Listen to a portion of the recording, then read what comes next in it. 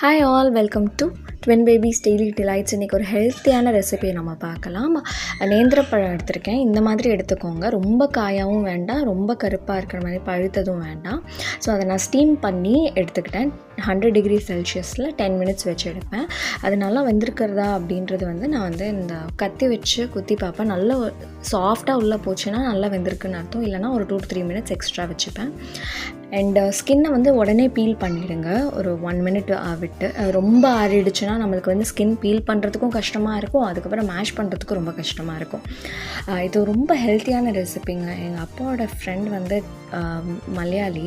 அவங்க எப்போயுமே சொல்லுவாங்க, எனக்கு குழந்தைக்கு 1 இயர் கழித்து நாங்கள் எப்போயுமே நேந்திரப்பழம் தான் கொடுப்போம், நல்லா நெய் விட்டு இதை கொடுப்போம். வெயிட் கெயின் வேணும் அப்படின்ற நினைக்கிறவங்க எல்லாருமே பேரண்ட்ஸ் இது கொடுக்கலாம் குழந்தைங்களுக்கு.